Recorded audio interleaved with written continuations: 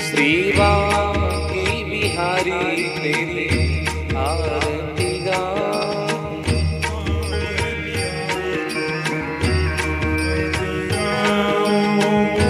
आरती गाऊं प्यारे तुम्हें मोरी जाऊं, आरती गाऊं प्यारे तुम्हें को मनाऊं, गिरिधर तेरी आरती गाऊं, गिरिधर तेरी आरती गाऊं।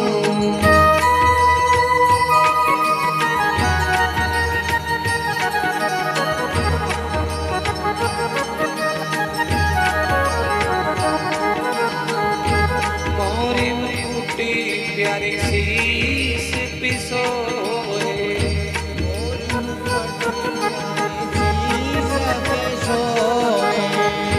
प्यारी बंसी मेरो मन मोहे,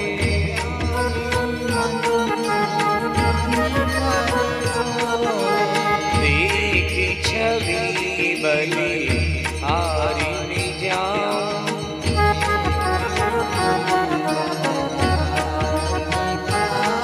श्री बांके बिहारी तेरी आरती गाऊं, श्री बांके बिहारी तेरी आरती गाऊं।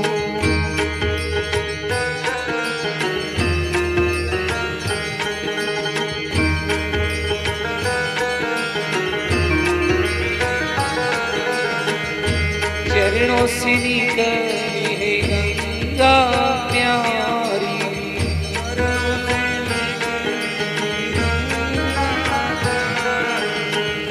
जिसने सारी दुनिया तारी,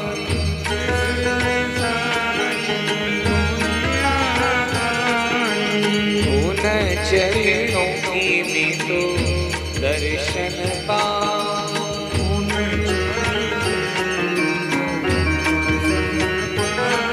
श्री बांके बिहारी तेरी आरती गाऊं,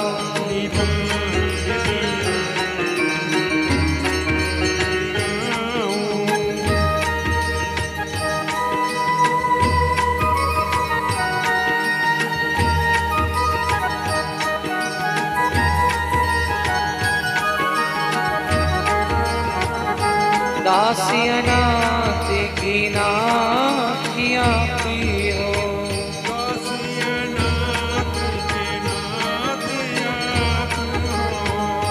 दुख सुख जीवन प्यारे साथिया पे हो,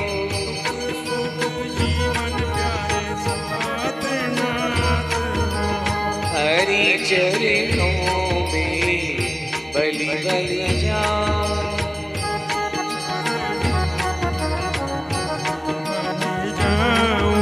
बांके बिहारी तेरी आरती गाऊं, बांके बिहारी तेरी आरती गाऊं।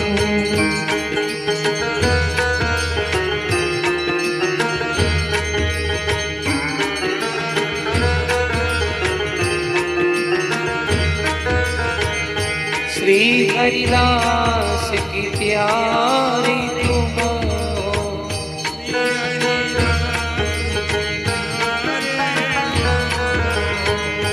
मेरी मोहन जीवन धने हो,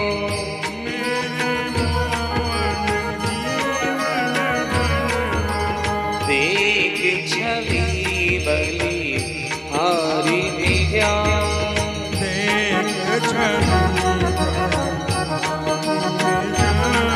श्री बांके बिहारी तेरी आरती गाऊं, श्री बांके बिहारी तेरी आरती गाऊं।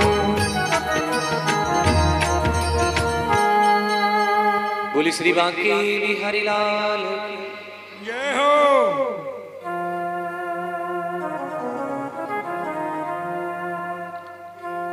हरे ओम मंगले शुक्ले कर्णवं शांतिरन्तरिक्षं शांति विश्वदेवा शांति ब्रह्म शांति सर्वं शांति सामा शांति द्युम शांति शांति सुशांतिर्भवतु। जले शीतलीकरणं पुष्पदेवाभिवन्दनं स्वात्माभिवन्दनम् आरोग्यार्त्यार्तिकं गृहाणं हस्तप्रसारणं नमो मन्त्रपुष्पाञ्जलि। ओम जगनेन जगन्मय जन्तदेवास्तानि धर्माणि प्रथमान्यः सन्नतेहरातं महिमानि सचन्द्र यत्र पूर्वे साध्यः शन्तिदेवः। ओम एकदन्ताय विद्महे वक्रतुण्डाय धीमहि तन्नो दन्ति प्रचोदयात्। ओम नारायणाय विद्महे वासुदेवाय धीमहि तन्नो श्रीविष्णुः प्रचोदयात्।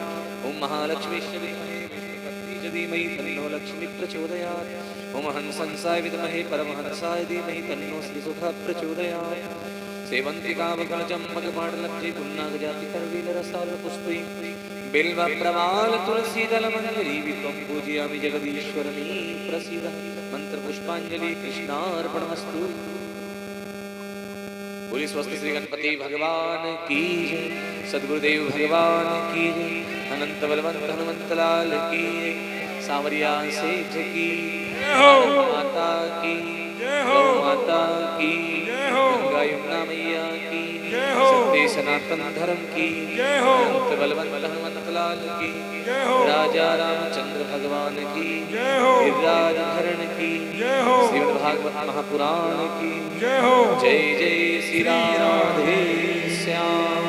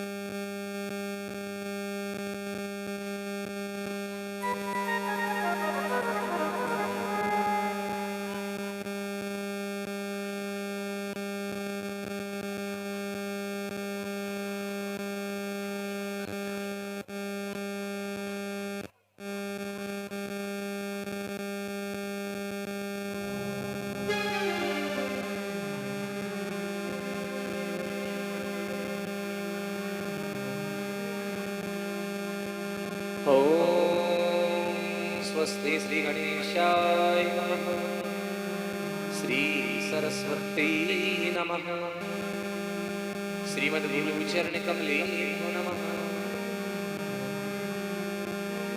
ध्येयं सदा परिभवग्नविष्टदोहं तीर्थास्पदं शिवविधिं शरणं कृत्यार्तियं प्रणतपालभवाब्धिपोतं वन्दे महापुरुषते चरणारविन्दं।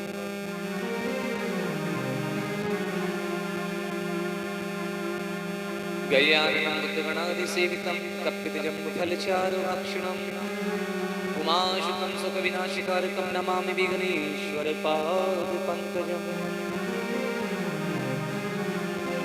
अखण्डे मण्डलाकारं व्याप्तेन चराचरं तत्पदं दर्शितं येन तस्मै श्रीगुरुवे नमः। नारायणं नमस्कृत्य नरं चैव नरोत्तमं देवीं सरस्वतीं व्यासं ततो जयमुदीरये।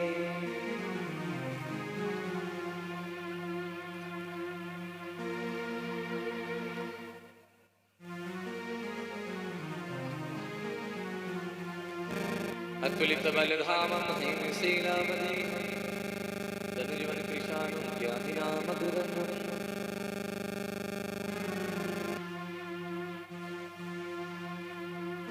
सकलगुणनिधानं वानराणामधीशं रघुपतिप्रियभक्तं वातजातं नमामि।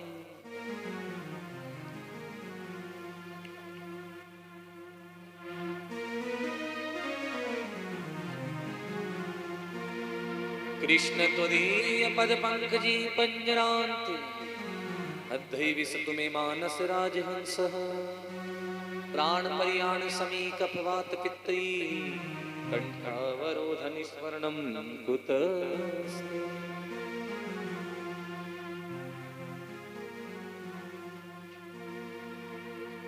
बंसी विभूषित करानवनीरदाभा पीताम्बरारुणबिम्बफलादरुष्टा पूर्णेन्दु सुंदर मुखारविन्दनेत्रा कृष्णा परं किमपि तत्त्वमहं न जाने।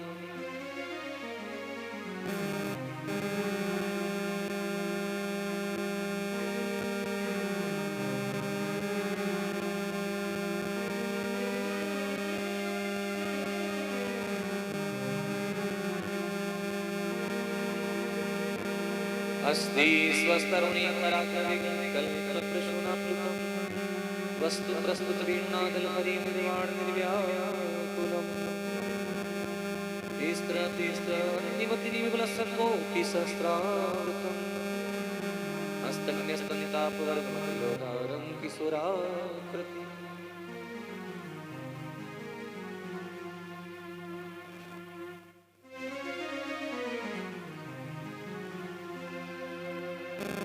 मुखं करोति वाचालं पङ्गुं लङ्घयते गिरिं यत्कृपातं वन्दे श्रीपरमानन्दमाधवम्।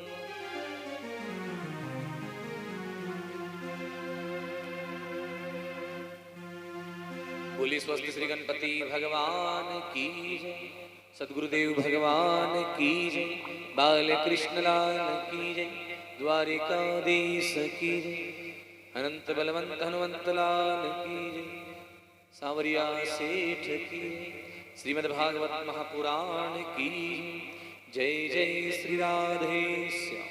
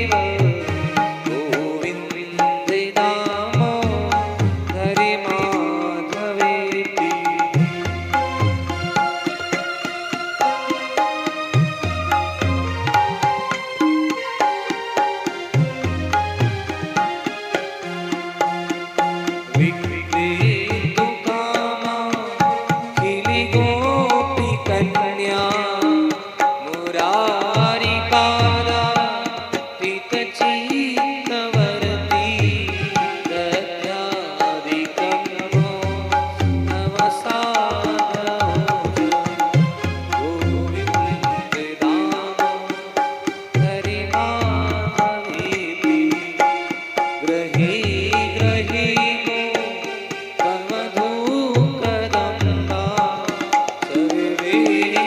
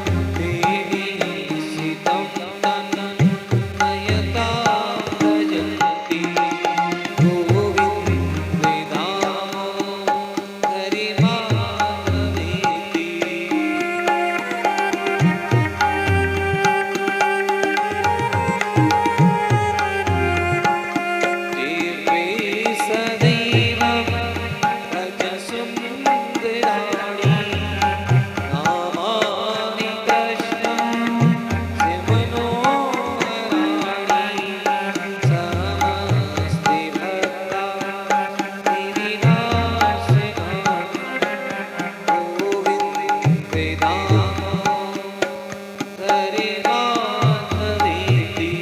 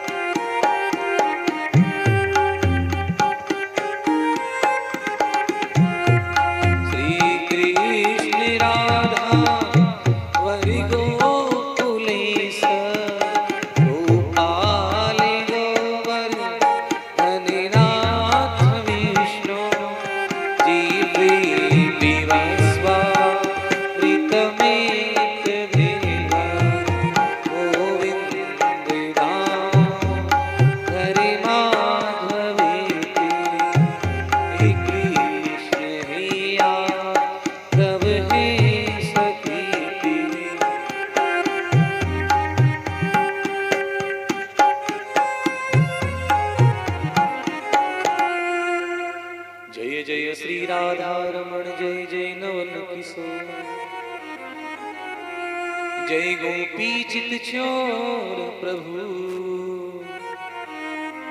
जय जय माखन चोर।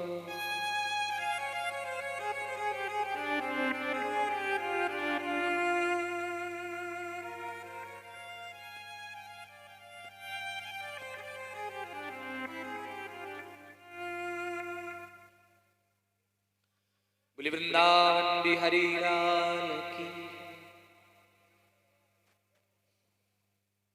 परम मंगल में प्राप्त अखिलेश्वर कारण करुणामय वाली भक्तवांछा कल्पतरु श्री ताड़िद्वत विंदित पीताम्बरधारी वांगमी भगवान की प्रतिमूर्ति श्रीमद् भागवत महापुराण को वंदन। परमात्मा की ऐसी अनुकंपा से गोविंद की दिव्यमंगल की कृपा से सभी भक्तों के भक्तिपूर्ण प्रेमी आग्रह से श्रीमद् भागवत कथा ज्ञान के अनुष्ठान आपके ग्राम सौभागपुरा सप्त दिवस से श्रीमद् भागवत कथा का सप्तम दिवस प्रारंभ हो रहा है।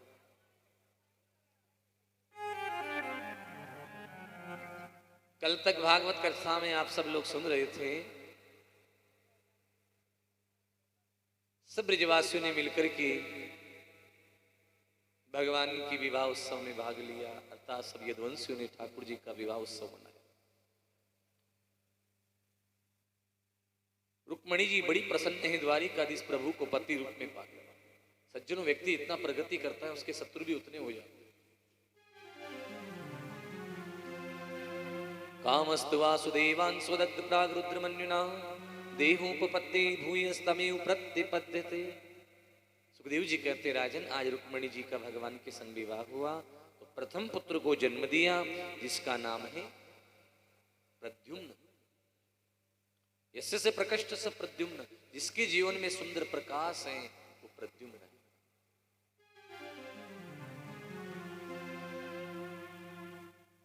पर कहते कि भगवान के शत्रु की कमी नहीं, एक संबासुर नाम का दैत्य आया, प्रसूतिका के घर से प्रद्युम्न जी को उठाकर ले गया, समुद्र में बालक को फेंक दिया।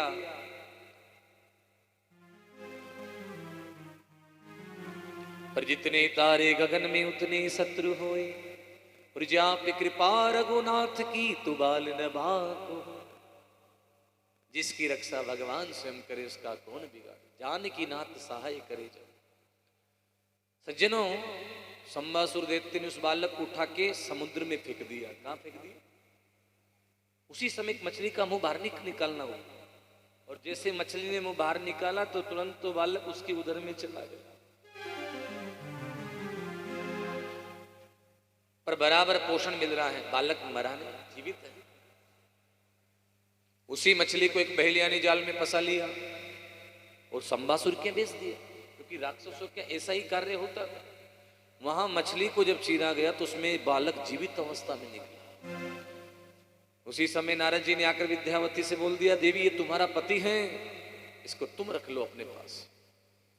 विद्यावती को बालक दे दिया। थोड़े ही दिनों में प्रद्युम्न जी बड़े हो गए।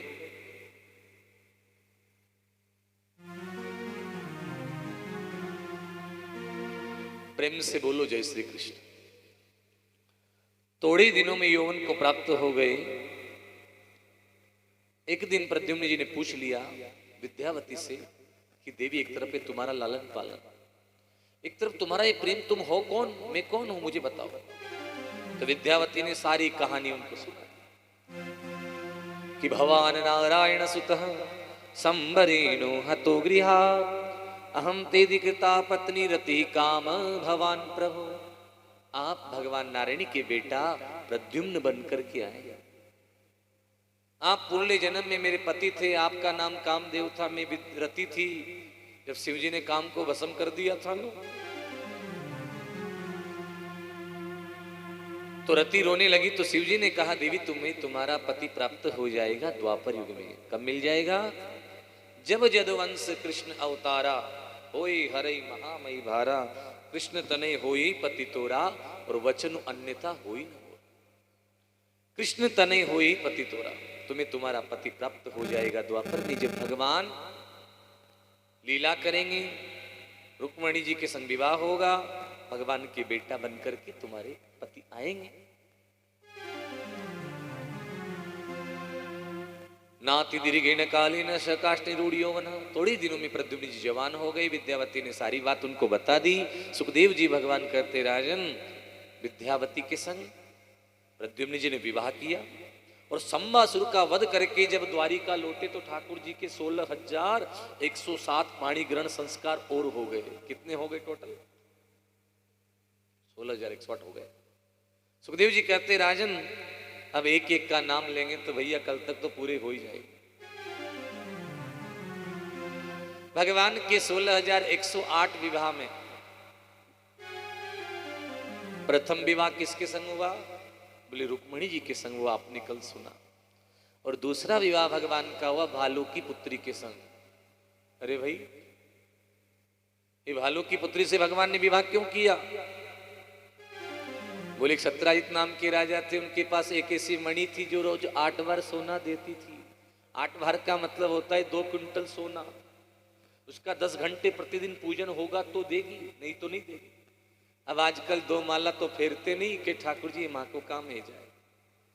अरे हमारी तो कमर दर्द करती है, कहाँ तक बैठे आप? तो थोड़ी साधना करो, शरीर को तपाओगे तभी तो जीवन सफल होगा। ये मनुष्य जन्म खाने पीने के लिए नहीं मिला। कितने लोग तो महाराज इतना ठूस ठूस के खा जाते हैं।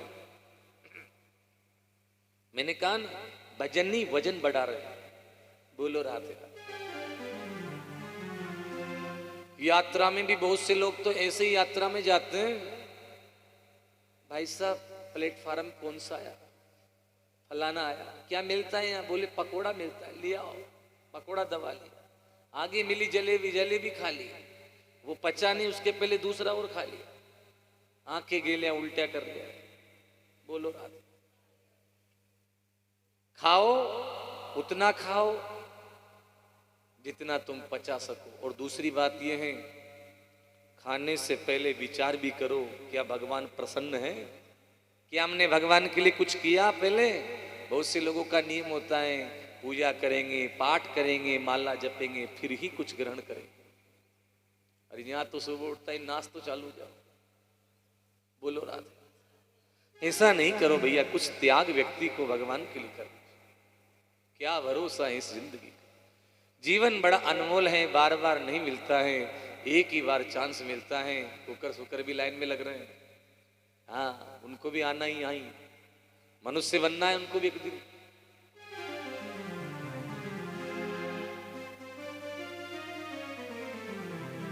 तो भगवान के 16,108 विवाह कैसे हुए, ध्यान से सुनिए।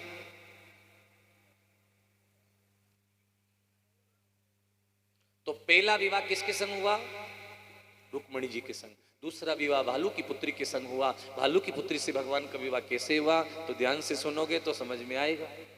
भादो सुदी चौथ का चंदा किसी ने भूल के देख लिया हो तो एक कथा ध्यान से सुन लो, हाँ कलंक नहीं लगे, वरना तो भैया कलंक तो भगवान को भी लगे। बोले जानबूझकर तो ठाकुर जी ने भी नहीं देखा था, वो तो अनजाने में देख लिया। गणेश चतुर्थी के दिन चंद्रमा नहीं देखना चाहिए, उस दिन चंद्र दर्शन निषेध है। सुखाचार्य जी कहते, राजन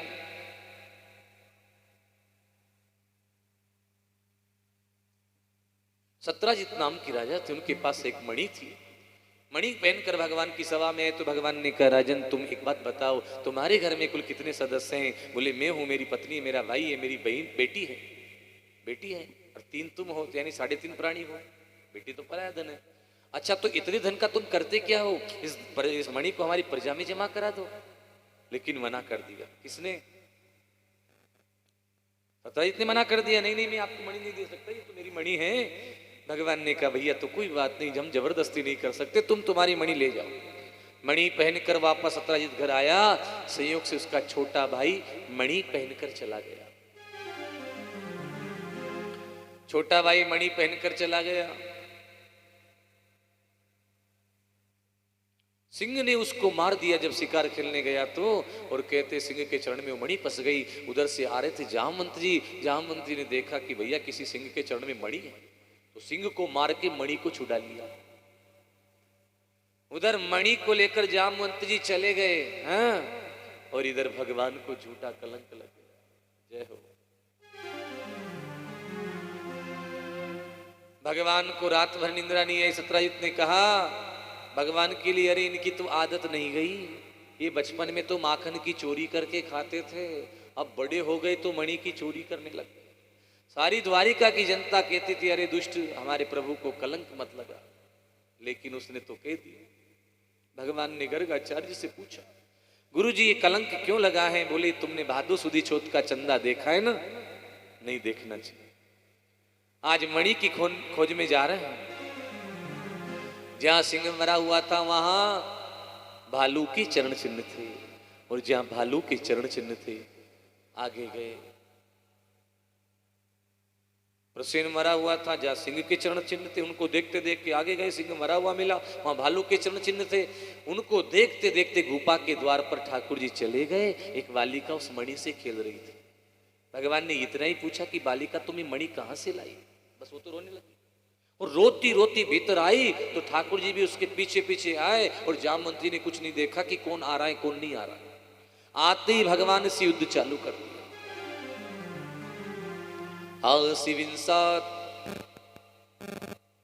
आसिद विष्टा 28 दिन 27 रात्रि युद्ध चला।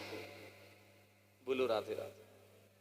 और ऐसा युद्ध चला कि जामवंत जी कैसी ठुकाई करी भगवान ने। नस नस ढीली कर डाली। जामवंत जी चरणों में गिर के बोले, प्रभु मुझे तो आज पता लगा है कि आप तो मेरे राम हो। क्योंकि राम अवतार में जामवंती ने कहा था कि प्रभु आपने रावण को मार दिया। वैसे मैं भी अकेला रावण से लड़ सकता था, क्योंकि जब आपने विराट अवतार लिया था तो अकेले ने पूरे ब्रह्मांड की 2 परिक्रमा की, पैदल यात्रा पूरे ब्रह्मांड की। लेकिन जामवंत जी कहते हैं, प्रभु अब बुढ़ापा आ गया, फिर भी मेरी इच्छा हो रही है कि अब आपसे मैं 2-2 हाथ करूं। भगवान बोले, कैसी बात करते हो, ये राम अवतार मर्यादा पुरुषोत्तम है, यहाँ बात बात पे मर्यादा है, और हम आप तो पिता समान हैं और हम आपसे युद्ध करेंगे, ये कैसा हो सकता है? नहीं, गलत बात है। जामवंत जी ने कहा, तो फिर मेरी इच्छा पूरी कब होगी? बोले, हम आपकी इच्छा पूरी करेंगे द्वापर युग में, आने वाला है त्रेता के बाद, तो द्वापर में जब हम मणि के बहाने तुम्हारी यहाँ आएंगे, वो इच्छा पूरी कर। भगवान तो भगवान, ईश्वर जो करते हैं भैया वो लीला होती है, और मानव जो करते हैं वो क्रिया होती है। भूत भविष्य वो बनाता है और सबको जानने वाला वो है, फिर उससे क्या छुपा हुआ, सब जानते हैं। रोम रोम प्रतिराजे कोटि कोटि ब्रह्मांड, हमारे शरीर में एक एक रोम होता है। ठाकुर जी की एक रोम में करोड़ों ब्रह्मांड उलगते हैं। हाँ, कितने बन जाते हैं, कितने बिगड़ जाते हैं भैया, उसकी लीला को तो वही जान पाए। आज जामवंत जी चरणों में गिर के बोले, प्रभु मैंने ये मणि तो सिंह से प्राप्त करी थी। भगवान ने कहा ये मणि सत्राजित की है, उसका भाई शिकार खेलने गया था, उसको सिंह ने मारा था, और सिंह से तुमने मणि को ले लिया, उसने मुझे कलंक लगा दिया, ये मणि हमें लौटाओ। पर जामवंती ने कहा, प्रभु आपको मैं मणि कैसे दे सकता हूं, अकेली मणि तो नहीं दे सकता, क्योंकि जिस वस्तु को पिता पुत्री को दे देता है वो पिता वापस कभी नहीं देता। अब आपको मणि लेनी है तो आप मेरी बेटी से विवाह कर लो, तो मैं आपको मणि मिल जाए। बोले, जैसी आपकी इच्छा। तो दूसरा विवाह भगवान का किसके संग हुआ? जामवती के संग,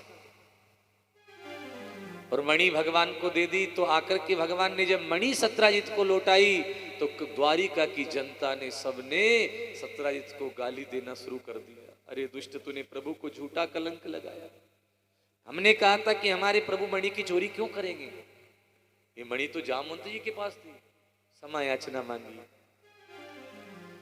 सत्राजित भगवान के चरणों में गिर के बोला, प्रभु मुझसे गलती हो गई, अब आज मेरा जीना तो मरने के बराबर हो गया। बोले, क्यों? बोले, पूरी द्वारिका की जनता हमको गाली दे रही है, अब हम कैसे जिए, छोटे छोटे बच्चे भी हमको गाली दे रहे हैं। भगवान ने कहा, तो क्या करना है बताओ?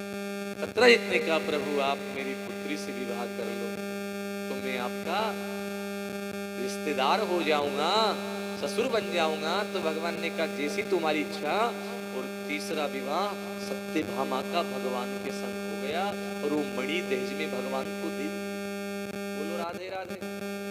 क्या करना है अब जीवन में? इन सब धन दौलत मोह माया ये तो प्यारे नश्वर हैं, जिस वस्तु को तुम्हें मिला है उसका सदुपयोग कर लो, क्या पता फिर कल ये लक्ष्मी भी तो चल जाए।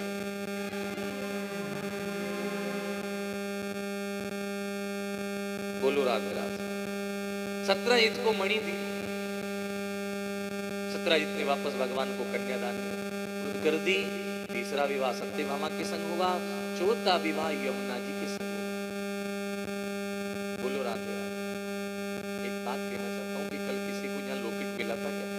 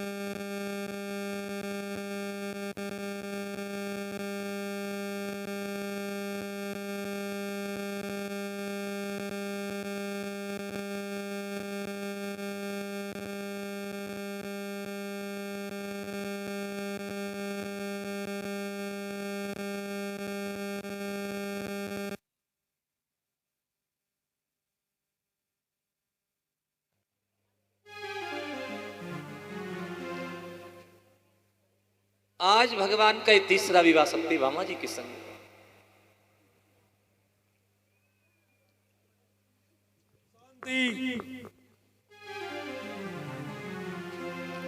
सुखदेव जी कहते राजन आज अर्जुन को लेकर के भगवान कहां जा रहे थे?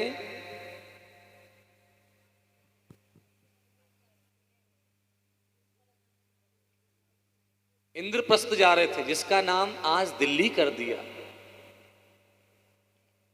अब क्या हुआ, बीच मार्ग में यमुना किस किनारे सांवली सलोनी स्त्री बैठी थी, भजन कर रही थी।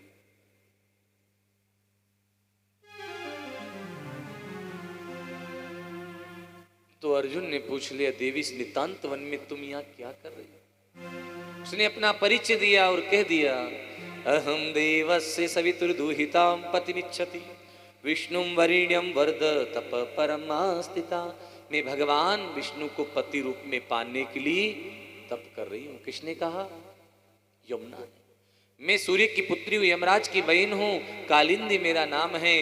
भगवान विष्णु को पति रूप में पाने के लिए तप कर रही हूं। इतना सुना कि तुरंत यमुना का हाथ भगवान के हाथ में सौंप दिया और ये ठाकुर जी का चौथा विवाह संपन्न हो गया। प्रेम से बोलो राधे राधे।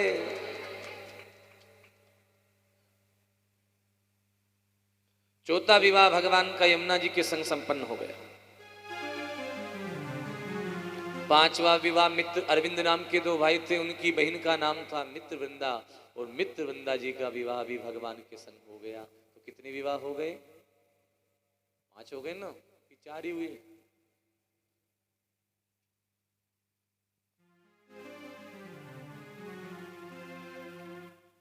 सुखदेव जी कहते राजन छठा विवाह हुआ भद्रा के संग। एक राजा देवी नाम की रानी थी, उनकी बेटी का नाम था भद्रा, और भद्रा जी का विवाह भगवान के संग संपन्न हुआ। तो कितने विवाह हो गए? 6 हुए कि 7 हो गए? 7वां विवाह सत्या के संग हुआ और 8वां विवाह भगवान का लक्ष्मणा के संग हुआ। तो कितने विवाह हो गए? 8 विवाह हो गए। सुखदेव जी कहते राजन 8 के 8 हो गए भैया, पर अभी तो 16,100 बाकी। अब एक एक का नाम लेंगे तो कब तक पूरे होंगे? एक भौमासुर नाम का दैत्य था,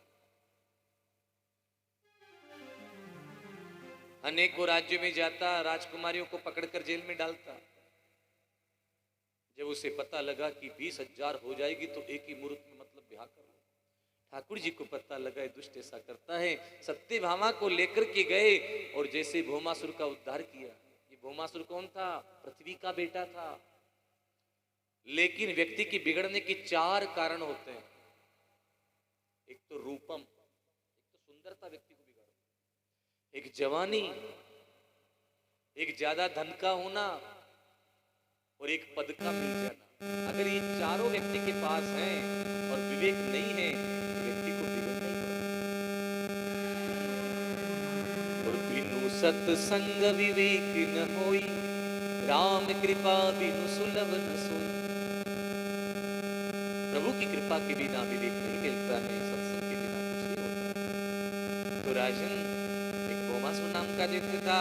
भगवान सत्यभामा को लेकर क्यों गए? क्योंकि सत्यभामा पृथ्वी का अंश है और भगवान ने पृथ्वी को वचन भी दिया था कि जब तक तू नहीं कहेगी तब तक तेरे बेटे को मैं नहीं मारूंगा। सत्यभामा को लेकर के भौमासुर ने बाण चलाया, भगवान की तरफ बाण आया। सत्यभामा कहने लगी, प्रभु आप क्या कर रहे हो?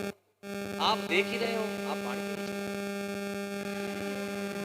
भगवान ने सत्यभामा के मुख से सुना, सत्यभामा ने कहा इसको मार। तो फिर सुदर्शन प्रकट हो गया और तुरंत भौमासुर का उद्धार हो। बोली द्वारिकाधीश की। कारागार खोल के देखा तो उस कारागार में 16,100 राजकुमार। भगवान ने सोचा इनका क्या, अभी इनको कौन विवाह इनसे करेगा? इनके माता पिता भी नहीं क्यों स्वीकार करेंगे? कहेंगे जेल में रहकर आई है, क्यों किससे विवाह करें? और जो किसी को स्वीकार नहीं वो रघु मेरे मुरली वाले को स्वीकार है। दरबार में बंसी वाले के दुख दर्द मिटाए जाते हैं, दुनिया के सताए लोग यहाँ से।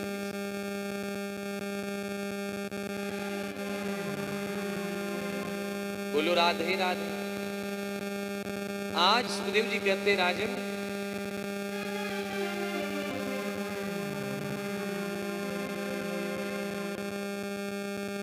भगवान ऐसा नहीं करते तो क्या होते? बोले बहुत बड़ा अपराध हो जाता, या तो बेचारी वो राजकुमारियां आत्महत्या कर लेती या गलत रास्ते।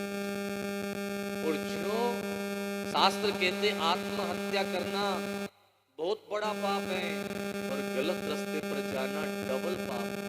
बोलो जय श्री कृष्ण। भगवान ने एक ही सुमुहूर्त में उनके संग विवाह कर लिया, तो भगवान के कितने विवाह हो गए? 16,000 और 16,108 के पूरे 16,108 महल हो गए राजा। प्रत्येक रानी का अलग अलग महल है, किसी का किसी के संग झगड़ा नहीं होता। इस कलयुग में किसी के एक से दो हो जाए तो भैया नाक में दम हो जाए।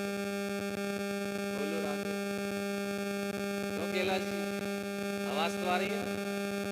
बोलो जय श्री कृष्ण। ईश्वर किसको कहते हैं?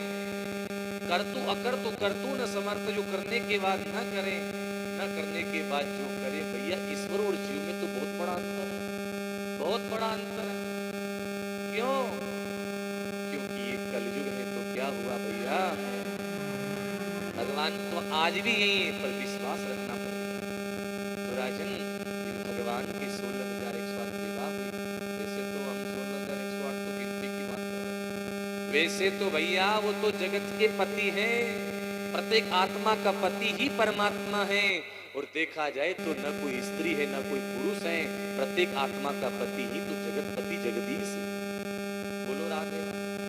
आजकल तालियां वालियां नहीं बज रही।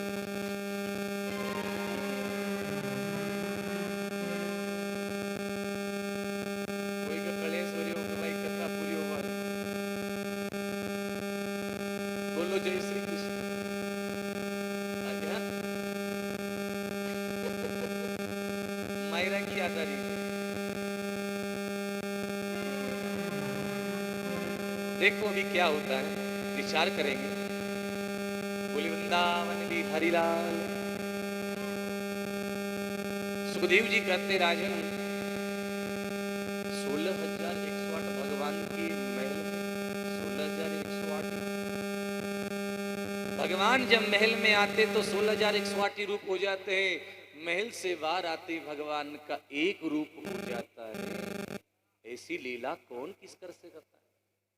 करतु अकर्तु समर्थ।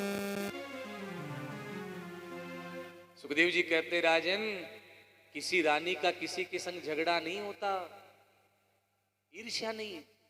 आजकल लोगों में ईर्ष्या हो जाती, परिवार कहां रहे समती, परिवार बिखर रहे। अलग अलग होने पर भैया दुविधा बढ़ती है, असुविधा बढ़ती है और पीड़ा होती है। अगर परिवार में सब एक साथ रहोगे, दो रानी जेठानी एक साथ रहे, आधा काम उसने कर लिया आधा उसने कर लिया, तो घर में फुर्सत भी मिलेगी। हाँ, सारा काम अकेली करेगी तो बच्चों को भी स्कूल भेजना है, उनका भी टिफिन जल्दी तैयार करना है, नहाना धोना सारी व्यवस्था, घर का झाड़ू मेहमान सारी व्यवस्था सब चाहिए, भोजन वगैरह बनाना, बर्तन भी साफ करना, कथा भी सुनना। तो परिवार में यदि अगर आप समति से रहोगे तो आपको थोड़ा समय मिलेगा। कलयुग में महाराज बहुत बड़ी दुविधा ये रही।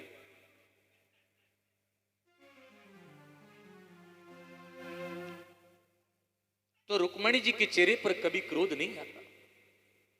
सत्यभामा कभी कभी रूठ जाती थी क्योंकि इनके पति ने इनको दहेज में मणि दी थी। क्या दी थी? मणि दी थी। यानी द्वारिकाधीश प्रभु का जो बिजनेस था उसमें 80% शेयर सत्यभामा के थे। हाँ, पूरी द्वारिका स्वर्ण धातु से बनी।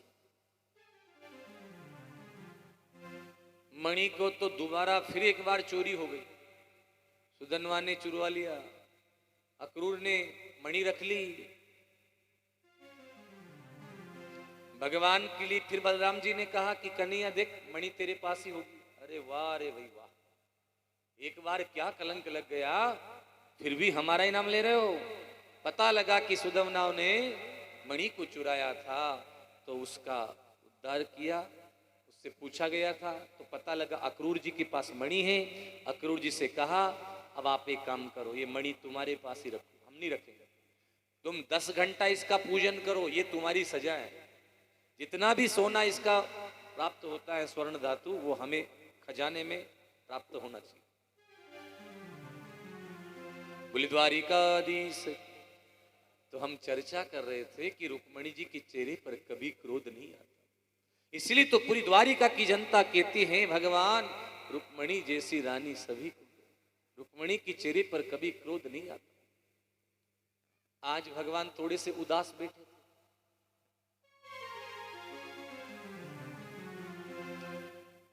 नाटक करने में तो द्वारिकाधीश सबसे आगे है ही सही, ऐसे उदास बैठे थे। अब जैसे उदास बैठे थे तो भगवान रुक्मणी जी पंखा कर रही थी पीछे। प्राचीन भारत में जब पति देव विश्राम करते थे तो पत्नियां पीछे से पंखा करती थी। हम आज की बात नहीं कर रहे हैं, बोलो राधे।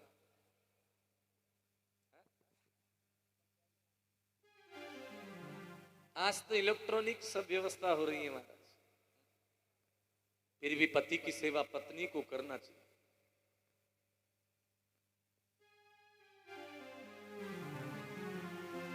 सुखदेव जी कहते राजन, आज भगवान ऐसे सिंहासन पर बैठे थे, माता रुक्मणी जी पंखा करी थी, भगवान उदास हो गए। रुक्मणी जी ने पूछ लिया कि प्रभु आज आपके चेहरे पे उदासी क्यों छा, ये उदासी हमको अच्छी नहीं लगती। तो रुक्मणी जी ने कहा, तो भगवान कहने लगे देवी एक गलती हो तो बताओ। अब ध्यान से सुनना, आज भगवान के पोता भी हो गया, प्रद्युम्न के बेटा हो गया अनिरुद्ध, यानी भगवान के पोता हो गया अनिरुद्ध। तो ठाकुर जी क्या कह रहे हैं कि राजपुत्री सीता भूपेर लोकपाल विभूति भी महानुभाव श्रीमद्विरूप उदारे बलोर्जित। भगवान ने कहा रुक्मणी जी से, देवी तुमने बहुत बड़ी गलती ये करी, इसलिए मैं उदास हूं कि तुमने मेरे संग विवाह किया। देखो बेटा पोता हो गया तब कह रहे। यही बात आज की श्रीमती से श्रीमान जी कहते ना तो सैंडल उठाकर अक्कल ठिकाने लगा देती। बोलो राधे राधे। क्या उठपटांग बात करते हो बुढ़ापे में, 2 वक्त का प्रसाद भी ढंग से नहीं लेने देते। पर नहीं भैया, माता रुक्मणी ने जवाब भी नहीं दिया। भगवान ने देखा अभी तो गुस्सा आया ही नहीं, तो भगवान ने कहा देखो देवी, तुम ये सोच रहे हो कि मैं विवाह नहीं करती। मैंने विवाह इसलिए किया है कि आप देवकी नंदन हो। भगवान ही प्रश्न कर रहे हैं, भगवान ही उत्तर दे रहे। रुक्मणी जी तो कुछ बोली नहीं। भगवान कह रहे देवी तुम सोच रहे हो मैं देवकी नंदन हूं। अरे काई का देवकी नंदन, कोई यशोदा नंदन कहता है तो कोई देवकी नंदन कहता है। माँ बाप का ही ठिकाना न जाने कहां से आ गया। तुमने ऐसे व्यक्ति के संग विवाह किया तो मिला क्या। रुक्मणी जी को फिर भी गुस्सा नहीं आया, तो भगवान ने फिर देखा अभी भी क्रोध नहीं आया, तो भगवान ने कहा देवी सुनो, अभी भी तुम्हारा कुछ नहीं बिगड़ा है। ओहो, तुम कहोगी कि तुम्हारे भगत बहुत धनाढ्य होते हैं।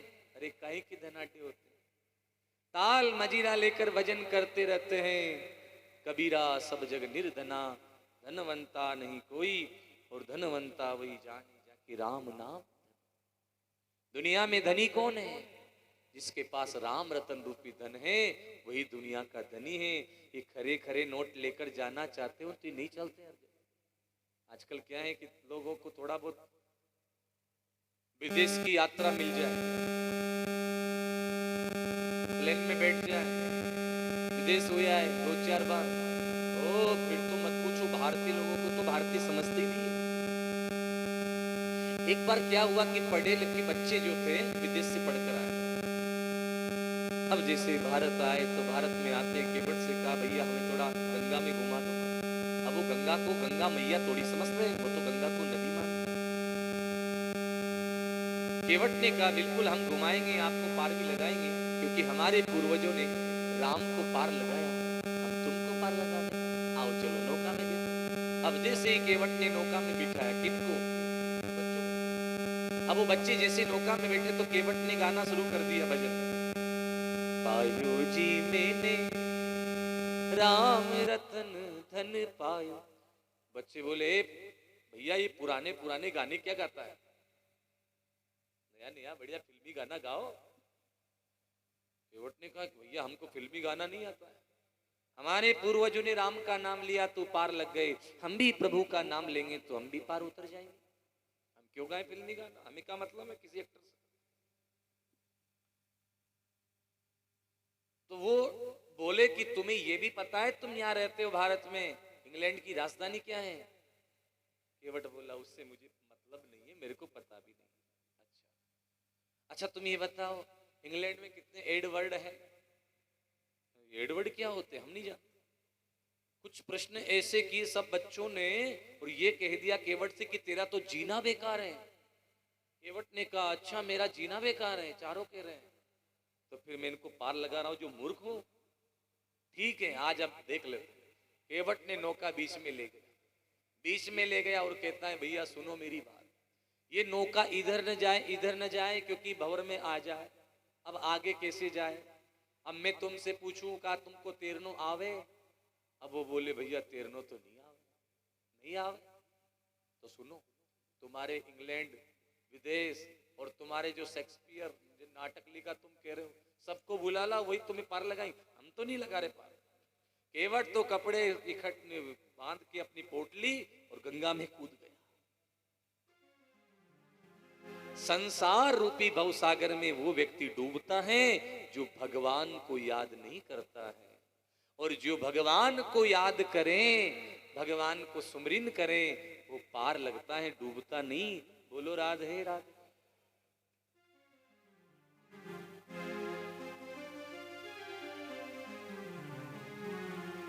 सावरिया ले चल पल्ली पार।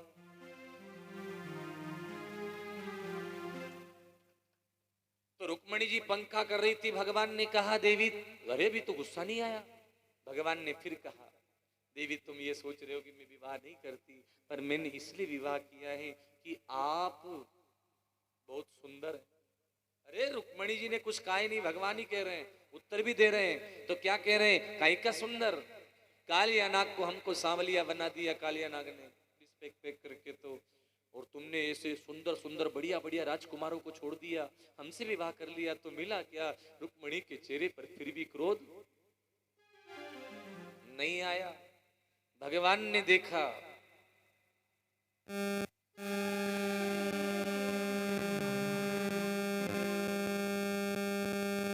अभी भी गुस्सा नहीं है, तो ठाकुर जी ने कहा देवी अब तो ऐसी बात कह दी तो सारा मामला डिस्टर्ब हो गया। और क्या कहा कि देखो देवी अभी भी तुम्हारा कुछ नहीं बिगड़ा है, और तुम कहो तो कल ही मैं तुम्हारा विवाह शिशुपाल से करा। इतना कहते भैया रुक्मणी माता के हाथ से पंखा गिर गया, छूट गया हाथ से, बेहोश हो गई, गिर गई। भगवान ने सोचा अरे राम ये क्या हो गया। तो ठाकुर जी ने ताम उत्थाप्य चतुर्भुज चार भुजाएं धारण कर ली, दो हाथ में माता रुक्मणी को उठाया और एक हाथ से पंखा करने लगे, एक हाथ से पसीना पोंछने। माता रुक्मणी को होश आया। भगवान ने कहा देवी तुम बुरा मान गई, मैंने तो मजाक में बोला, गृहस्थाश्रम में कोई फायदा भी तो नहीं, पति पत्नी प्रेम से रहकर थोड़ा हंसी मजाक कर ले और भगवान का भजन कर ले तो भैया गृहस्थ आश्रम में, नहीं तो क्या रखो जिंदगी। क्या मिला जिन्होंने विवाह किया, शादी होने के बाद वही सब आता जोड़ी माता पोड़ी भागा दौड़ी, ना ये किया कल वो किया। हाँ हाँ आज बच्चे की शादी करनी है, पढ़ाना लिखाना, नौकरी लगाना, ये करना वो करना। अब फिर बूढ़ापा जब आता है तो बूढ़े व्यक्तियों से पूछा करो क्या आपको कुछ मिला क्या इस समय। कुछ नहीं मिला भैया, सिकंदर की तरह सब जाएंगे। बोलो राधे राधे। क्या खोया कि क्या पाया, जो तुम्हारा चला गया क्यों रोते, उसका भजन करो। इसलिए कहते हैं देखो रुक्मणी जी को भगवान ने कहा अयम ही परमो लाभो गृहे सुगृह में दिनाम यन्नर्मिनियतयाम प्रियाभिरुभामिनी। पति पत्नी प्रेम से रहकर भगवान का भजन करें, यही गृहस्थाश्रम का सबसे श्रेष्ठ साधन है कल्याण का। आजकल क्या होता है कि पति पत्नी का ज्यादा समय बातें करने में बीतता है। स्वामी श्री रामचंद्र डोंगरी जी महाराज भागवत के बहुत बड़े प्राचीन वक्ता कहते थे कि विदुर जी और मैत्री मुनि भी जब रहते, विदुरानी विदुर जी तो यूं नहीं करते, जब देखो जब और चर्चा भगवान की चर्चा ही करते थे विदुर जी विदुरानी से, और विदुरानी भी विदुर जी से भगवान की चर्चा ही करती थी। और आज के कलयुग के पति पत्नी बस तो सासरा की रिकब की बोलो रात, और ज्यादा तो फिर वो थारी मारी।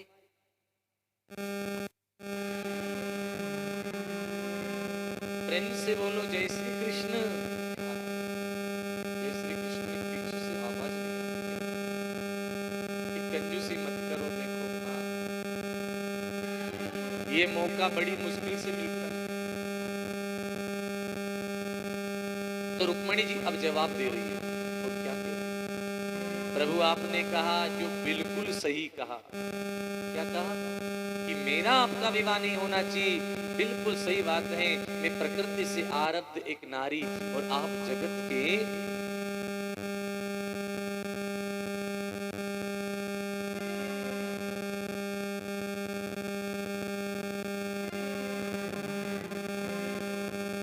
प्रेम से बोलो राधे राधे। मैं प्रकृति से आरब्ध नारी और आप जगत की पिता परमात्मा अंतर्यामी।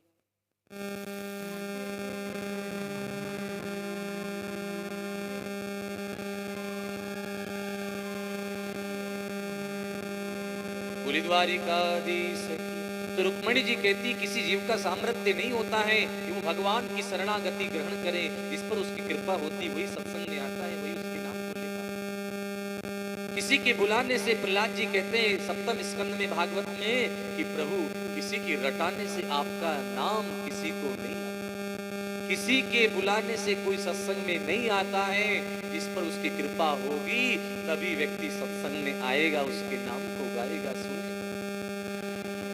तो मेरा क्या सामर्थ्य था जो मैं आपसे विवाह करती हूँ? रुक्मणी के लिए आपने मुझे अपनाया और आपने ये भी कहा मेरे माँ बाप का ठिकाना नहीं।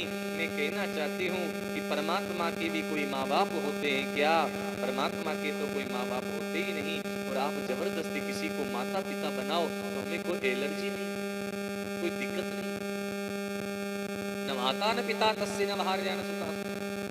किसी के माता पिता बोलो राधे राधे। अब आप कह रहे हो कि मेरे माँ बाप का ठिकाना नहीं, तो मैं कहना चाहती हूँ भगवान के तो कोई माँ बाप होते नहीं। अच्छा आपने ये भी कहा था कि मेरे भगत काम धंधा कुछ करते नहीं, ताल मदिरा लेके भजन करते हैं। मैं कहना चाहती हूँ इस दुनिया में धनी कौन है? कबीरा सब जग निर्धना, धनवंता नहीं कोई और धनवंता वही जानी जाके राम। संसारिक धन खर्च करते ही खर्च होता है, चोर भी चुरा सकता है उस धन को, लक्ष्मी बड़ी चंचला है, लेकिन राम नाम का धन जितना खर्च करते उतना बढ़ता ही जाता है। ये खजाना खाली नहीं होता, तो सुनो ये यहाँ भी बढ़ता है। ये राम नाम का बैंक इकट्ठा करते हैं लोग, वही कल्याणकारी मार्ग है। ये वहां भी काम आता है, बाद में भी राम नाम का हरि नाम कभी व्यर्थ नहीं है। प्रेम से बोलो जय श्री कृष्ण। रुक्मणी जी ने कहा प्रभु आपने ये भी कहा था कि मैं सुंदर। अरे हमारे ब्रज के संत कहते हैं वो तो गनीमत मानो लाला, मेरा कन्हैया कारा नहीं जगत उजियारा है, सुंदर नहीं अति सुंदर है। वो तो गनीमत मानो कि तुम लाला बन गए। अगर लाली बन जाते तो क्या होता? करोड़ों के गले कट जाते। यदि नंदलाल तुम होते लली तो गले कट जाते करोड़न के। मेरा कन्हैया कारा नहीं वो जगत का। श्याम तेरी बंसी पागल कर जाती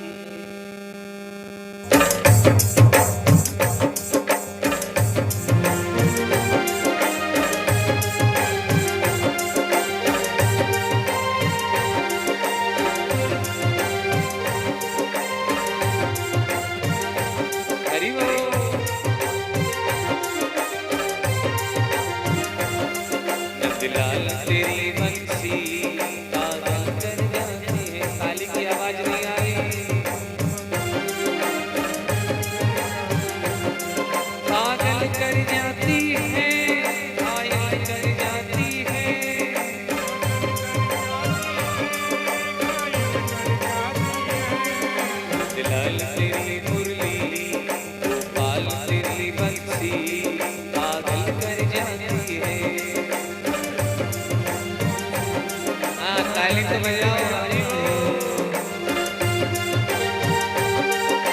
जय हो।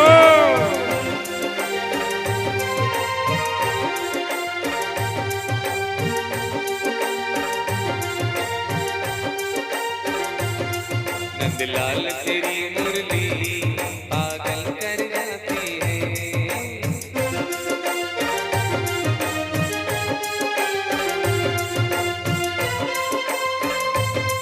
रोतों को हंसाती है, रूठों को मनाती है।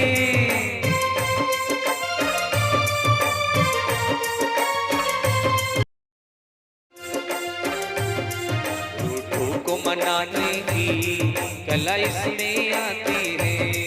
घनश्याम तेरी बंसी पागल कर जाती है।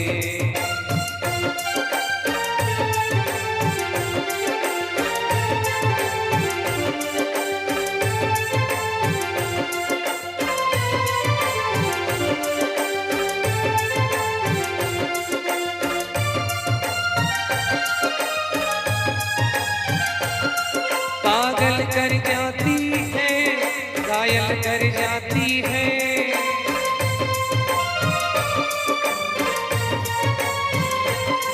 नंदलाल तेरी बंसी पागल कर जाती है।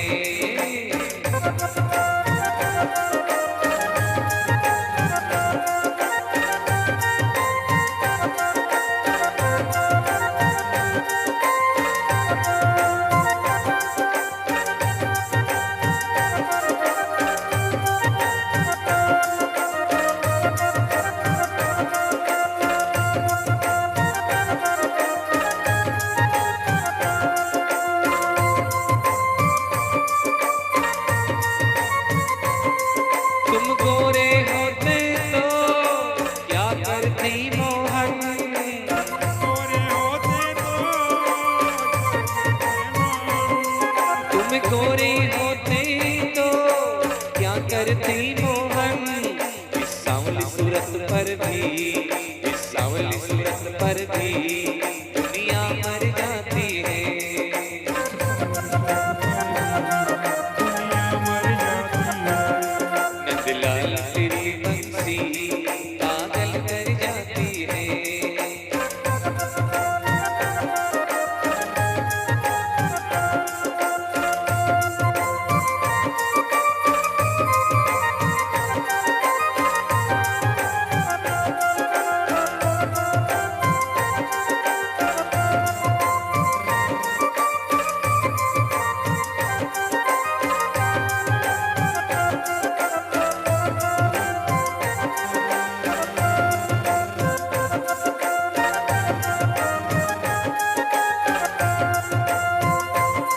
ये सोने की होती तो क्या करते मोहन।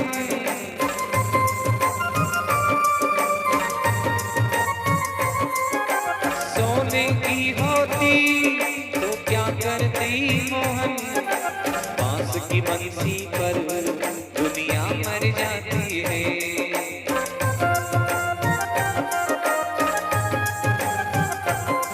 नंदलाल तेरी बंसी जय हो। पागल कर जाती है।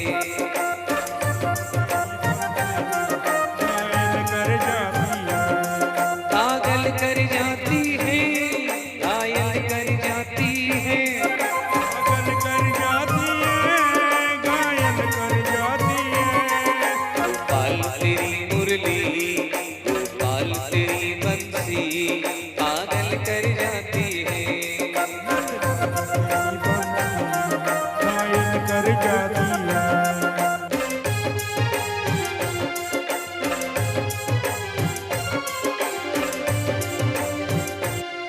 जय जय श्री राम। तुम गोरे होते तो क्या, इस सांवली सूरत पर दुनिया मर जाती है। नंदलाल तेरी बंसी पागल कर जाती। रुक्मणी माता कहती हो तो गनीमत मानो कि आप लाली बन जाते तो क्या होता।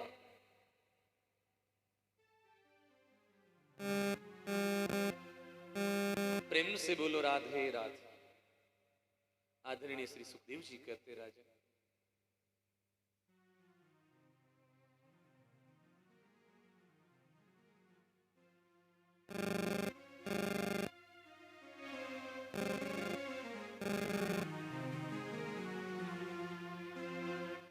भगवान ने रुक्मणी जी से कहा, देखो हमने तो मजाक में बोला था, लेकिन देखो आज रुक्मणी जी और भगवान की पत्नी कितना सुंदर भाव है।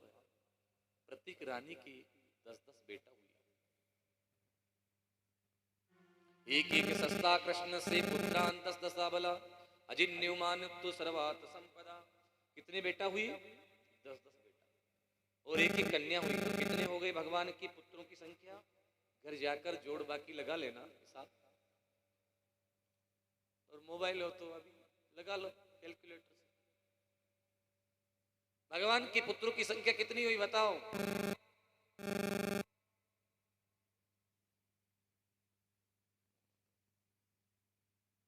बोलो जय श्री कृष्ण। 16,108 को 10 से मल्टीप्लाई करो तो कितना होता है? 1,61,080 भगवान के बेटा है। 16,108 भगवान की बेटी है। अब बेटा और बेटी को जो प्लस करो तो इतना बड़ा विशाल भगवान का परिवार था। ये तो बेटा बेटी बताए हैं आपको, फिर भगवान के पोता पोती नाती पोता 56 करोड़ यदवंशी थे द्वारिका में। एक किसी की ताकत जो चूल का नोता दे।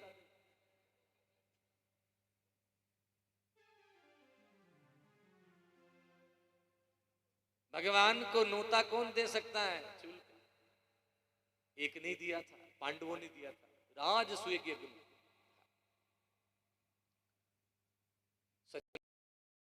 बड़ा विशाल परिवार। आजकल तो कलयुग में 1 से 2 हो जाए तो कहते बस राबा जी महाराज, नहीं 2 हम 2 हमारे 2, वो भी कम हो गया, हम 2 हमारे 1,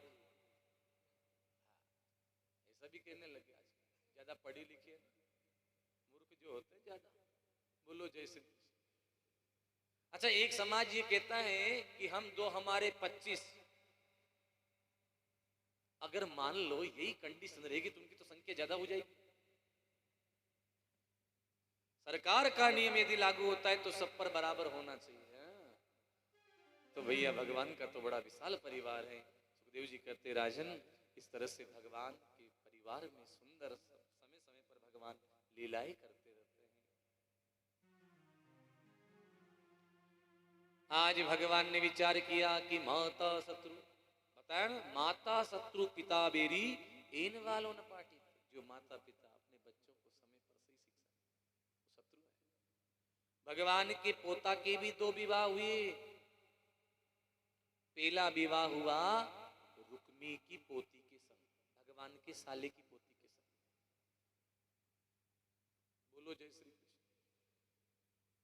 अरे भाई, ऐसे विवाह के लिए तो वेद अनुमति देता नहीं, पर वो सब तो देव स्वरूप है।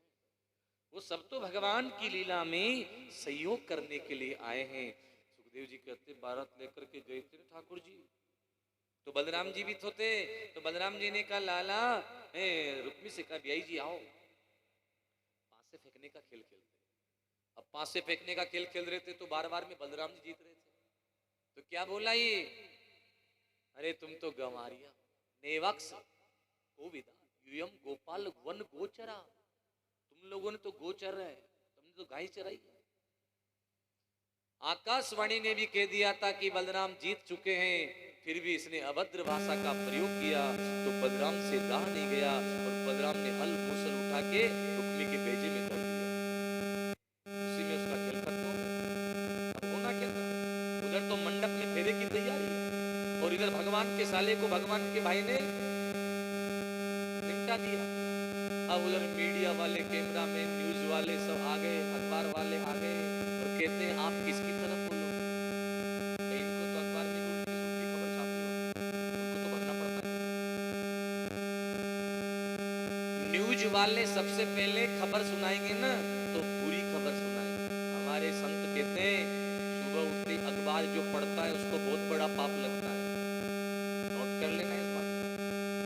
सुबह होती सबसे पहले उठते जो अखबार पढ़ता है उसको बहुत बड़ा पाप लगता है।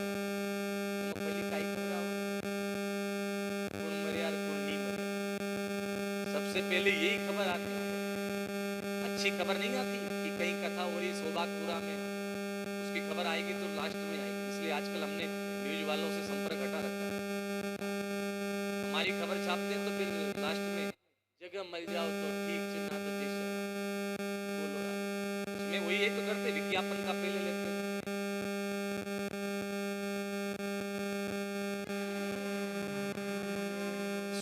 सुबह पहले अखबार नहीं पढ़ना, सबसे पहले भगवान की कृपा से नाथों का दर्शन करो, पृथ्वी का स्पर्श करो, सुबह ब्रह्म मुहूर्त में स्नान करो। मैं कह रहा था कि कुछ भी हो जाए एक बार सुबह नहा लो, कुछ भी हो जाए नहा लो बस। स्नान करने से भी बहुत बड़ा पुण्य मिलता है। हाँ। अब जिनका नियम होता है वो तो नहाएंगे, पर जो नहीं नहाते उनको भी ब्रह्म मुहूर्त में नहा ले, वो भी तो बहुत बढ़िया रहता है। बोले बंसी वारे। तो कैमरा मैन आकर के न्यूज वाले बोले प्रभु से, भगवान आपके भाई ने आपके साले को मार दिया, तो अब आप बताओ किसकी तरफ बोलोगे? अब आप बताओ, क्यों ना भाई, भगवान किसकी तरफ बोलेंगे? ये तो कह रहे हैं बलराम जी की तरफ बोलेंगे। राधेश्याम जी आप बताओ। देखो नियम तो दोनों का ही है, बिल्कुल मैं पकड़ा नहीं सकता। राधे राधे। सही बात है। देखो ऐसा है ना कि भगवान किधर भी नहीं बोले, क्यों नहीं बोले? यदि बोलते तो संकट है भाई। हाँ, अगर भगवान बलराम की तरफ बोलते हैं तो रुक्मणी जी नाराज हो। रुक्मणी क्या कहेगी कि मेरे भाई को मरवा भी दिया, फिर भी अपने भाई का ही पक्ष ले रहे हैं, क्यों? और यदि भगवान साले की तरफ बोलते तो क्या होता है? बलराम जी बिगड़ जाते हैं। हाँ, अपने भाई की इज्जत खराब हुई, उसका तेरे को परवाह नहीं है, तेरा साला क्या मर गया? बोलो राधे राधे। भगवान किसी की तरफ भी नहीं बोले। सुखदेव जी कहते राजन, इस तरह से फिर भगवान ने अनिरुद्ध का विवाह उस रुक्मी की पोती से विवाह संपन्न करा दिया। दूसरा विवाह बाणासुर की पुत्री उषा से। उषा ने स्वप्न में देखा, किसको देखा? अनिरुद्ध को देख लिया। योग विद्या से चित्रलेखा ने उसको सोते हुए अनिरुद्ध को उषा के कक्ष में लिया। लेकिन बाणासुर के सेनापति मंत्री को पता लगा कि महाराज आपकी राजकुमारी के कक्ष में कोई राजकुमार। पता लगा कि ये तो भगवान द्वारिकाधीश का पोता अनिरुद्ध है, उसको जेल में डाल दिया। भगवान को पता लगा तो ठाकुर जी अपने पोते को लेने के लिए आए, तो बाणासुर जो था शिव जी का चेला था। किसका चेला था? शिव जी ने वरदान भी दिया था कि भैया तेरे जीवन में जब संकट आए तो हमें तू पुकारेगा तो मैं तेरी रक्षा। अब शिव जी भी आगे युद्ध कर रहे हैं।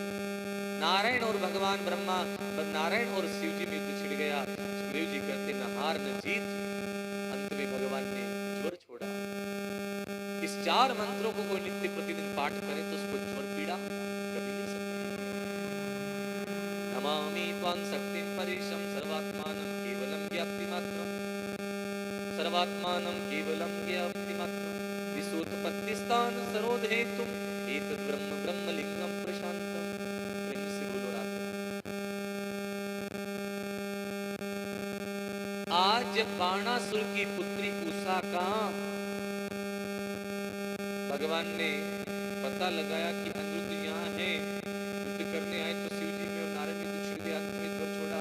शिव जी को जवाई आई, भगवान मौका देखकर भीतर गए और बाणासुर की 1000 भुजा काट दी, 2 हाथ रह गए और मौका देख करके बाणासुर तो मैदान छोड़ के भाग गया। उसी समय भगवान ने अनिरुद्ध का उषा से विवाह करा और जैसे लौटकर आने लगे तो शिव जी ने कहा प्रभु आपने मेरे चेला को मार दिया क्या? ठाकुर जी कहते हैं अरे बाबा, जब वो आपका चेला लगता है तो अपन का भी कुछ लगता है। क्या लगता है? बोले मेरे भगत के वंश में आया। किसके वंश में आया है? बोले प्रहलाद के वंश में आया है। प्रहलाद के बेटा हुई विरोचन, विरोचन के बेटा हुई राजा बलि और बलि के बेटा हुई बाणासुर। इस तरह से भगवान के पोता विवाह, बेटा, इनके सबके इस तरह से विवाह। वैसे तो भगवान के जो भी विवाह हुए सारे विवाह झगड़े के साथ,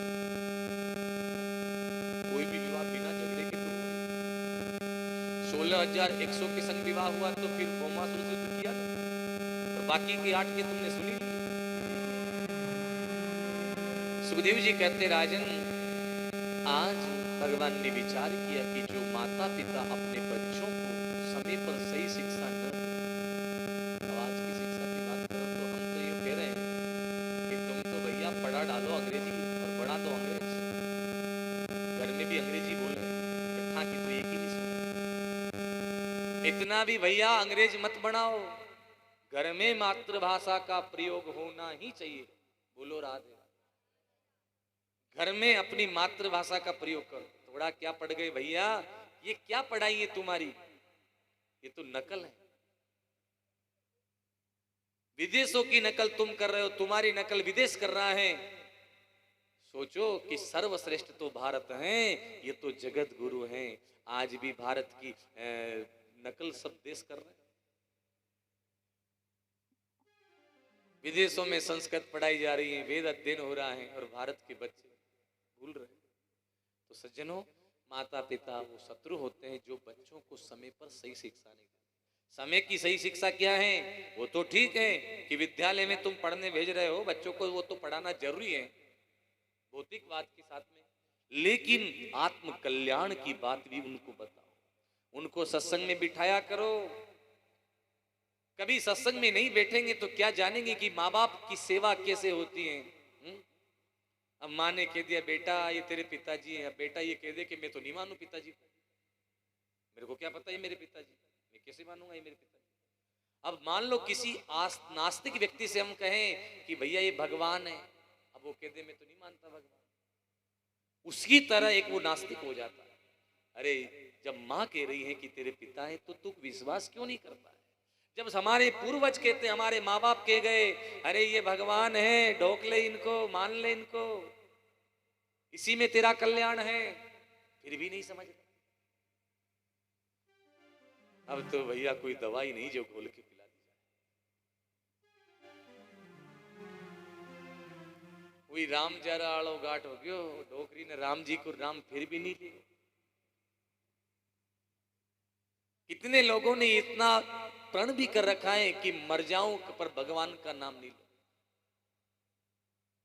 वो तो खुद तो डूब जाते हैं, 84 में भटक जाते हैं, और वो आसपास के को भी उनके पास ईद गिर्द जो घूमते हैं ना, उनको भी ले जाते हैं। गेहूं के साथ जैसे कंकर पिसते हैं। संगत अच्छी नहीं होगी तो बिगड़ना पड़ेगा। संगत अच्छी रखो भैया।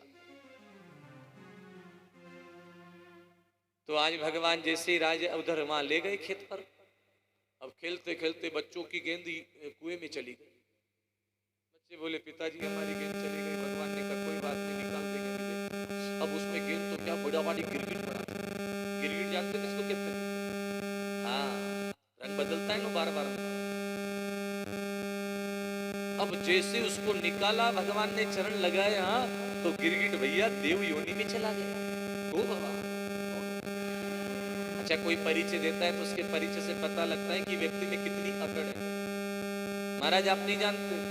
अच्छा, एक जगह में पढ़ रहा था जगत गुरु, उसी के नाम क्या था, तो जगत गुरु भी हमारे यहाँ बहुत हो रहा है। एक जगह लिख रहा था विश्व गुरु, विश्व गुरु भी एक जगह लिख रहा था ब्रह्मांड गुरु। जय हो ब्रह्मांड गुरु। अंधा गुरु अंधा चेला, दोनों नरक में ठेलम ठेला। आज के गुरु कैसे हो रहे हैं? तुम नरक जाओ चाहे स्वर्ग जाओ, पर पहले लिफाफा जरूर लाओ। बोलो जय श्री कृष्ण।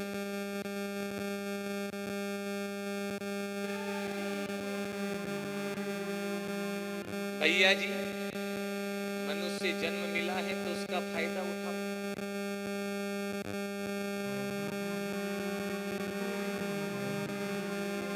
तो नरगो नाम नरेंद्र मिस्वाकुतनय प्रभु तानि स्वाख्यायमानि स्वीति कर्णमस्पृश। भगवान ने उससे पूछा भैया तुम कौन हो, परिचय क्या है? उसने अपना परिचय दिया। मेरा नाम आप नहीं जानते, मेरा नाम है राजा नृप। अरे तो आप गिरगिट कैसे बने? राजा नृप कहता है कि प्रभु आसमान के तारों को कोई गिन सकता है क्या? धरती के धूल के कण कोई गिन सकता है क्या? सुनो, इस दुनिया में जितने भी दानी हैं उन सब दानियों में पहले नंबर का नाम मेरा ही आता है। कौन कह रहा है? राजा दरिद्र। अच्छा, तुम इतने बड़े दानी हो? क्या दान करते थे भैया? बोले मैं ब्राह्मणों को गाय दान करता था। क्या दान करता था? भगवान के बच्चे बोले लूली लंगड़ी गाय दान करता होगा ये। हाँ, तभी तो गिरगिट बना है। पर राजा इंद्र कहता है नहीं महाराज, ऐसी गाय दान नहीं करता। गाय कैसी दान करना चाहिए वो भागवत में लिखा है। आजकल लोग गाय दान करते हैं, दूध नहीं देगी और बूढ़ी हो जाएगी। ये तो पंडित जी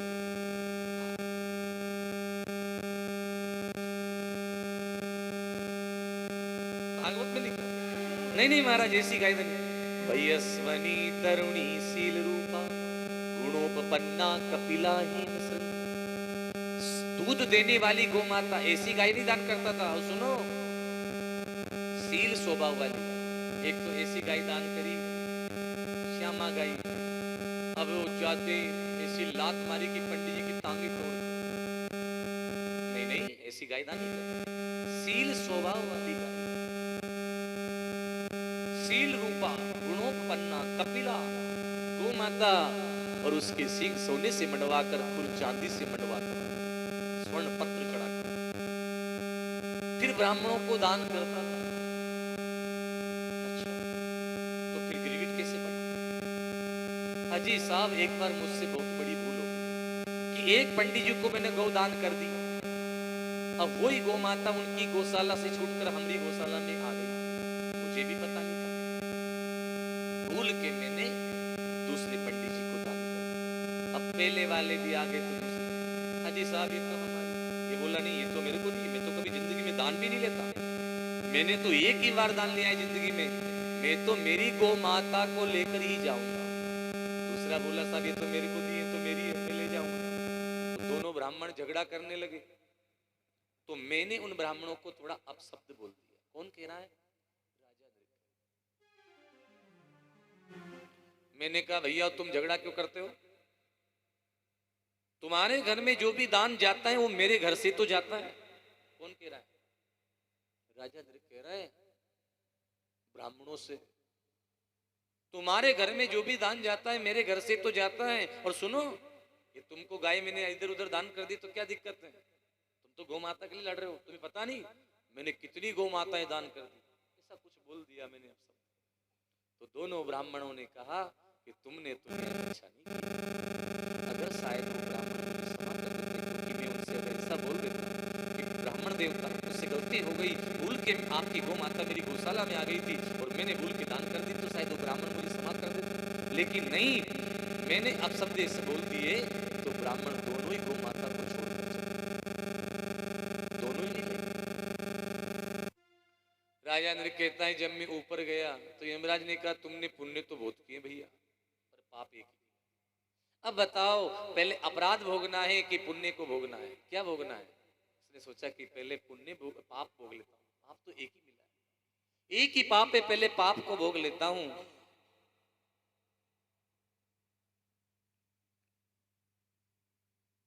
अब पाप भोगने के कारण गिरगिट बन गया। क्या बन गया? अब गिरगिट जैसे बना तो जीव हिंसा होने लगी। और आज कहता है कि मेरे पुण्यों का उदय हुआ तो प्रभु आपका दर्शन हुआ। भगवान ने अपने बच्चों से कहा देख लिया बच्चों, एक ब्राह्मण का अपमान करने का ये बहुत बड़ा परिणाम होगा। भगवान कहते हैं कि नाहं हाला हलम मन्ने विषम यस्य प्रतिक्रिया ब्रह्म स्वयं विषम प्रोक्तम नास प्रतिविधिर भुवि। सांप का काटा हुआ बच सकता है, अग्नि का जला हुआ भी बच सकता है, और विष पीने वाला भी बच सकता है, लेकिन ब्राह्मण का धन गलत तरीके से हरण करने वाला कुलम समूलम दहति ब्रह्म स्वारणी पाव, उसका तो पूरा कुल ब्रह्म की अग्नि में जल जाता है। आजकल तो लोग दान करते ना तो कहते हैं पंडित जी और हमारी गौ माता दूध तो बढ़िया दे रही है ना यार, चाय तो पिला दो। बोलो जिस वस्तु को हमने दान कर दिया उस पर कभी अधिकार नहीं करना। और सुनो, ब्राह्मण यदि अगर आपको प्रसाद के रूप में कोई दे तो उसे स्वीकार करो, पर गलत तरीके से हरण करना अच्छी बात नहीं है। ये भगवान ने अपने बच्चों को समझाया। सुखदेव जी कहते, राजन एक दिन बलराम जी ने कहा, यार तू बहुत बड़ा राजा द्वारिका का, फिर भी तेरे को ब्रज की याद नहीं आती, तू मत जा, मैं जा रहा हूं। द्वारिकाधीश ने कहा, क्या बताएं बाबा, हमारे यहाँ बहुत काम रहता है द्वारिका में, इसलिए समय नहीं मिल पाता है। इस बार एक काम करो ना, आप ही हो आओ। बलराम जी ने कहा, मैं जा रहा हूं, और गर्मी की छुट्टियां उधर ही मनाऊंगा। दो मासो तत्र चावासी मधु माधव में, मधु माने चैत्र और माधव माने बैसाख। चैत्र वैशाख में आपने देखा होगा गर्मी पड़ती है, तो बलराम जी चले गए कहाँ, ब्रजमंडल में। ओहो, ब्रजवासी की खुशी का ठिकाना नहीं, दाओ भैया है, चलो आओ खेलते। अब खेलने लगे, गर्मी पसीना पसीना हो। दाओ भैया कहने लगे, भैया बहुत गर्मी लग रही है, अब तो ऐसा लग रहा है कि जीव घबरा रहा है। ऐसा करते हैं ना, ब्रजवासी बोले, पास में यमुना है, वहां नहा लेंगे जाके तो हमारी सारी गर्मी मट जाए। ठीक है। दाऊ भैया बोले, पर यमुना यहाँ से तो बहुत दूर पड़ती, हम वहां जाएंगे तब तक तो और परेशान हो जाएंगे। एक काम करते, यमुना जी को ही बुला ले। दाऊ भैया से ब्रजवासी बोले, बाबा लाला, दाऊ भैया यहाँ कैसे आएगी यमुना?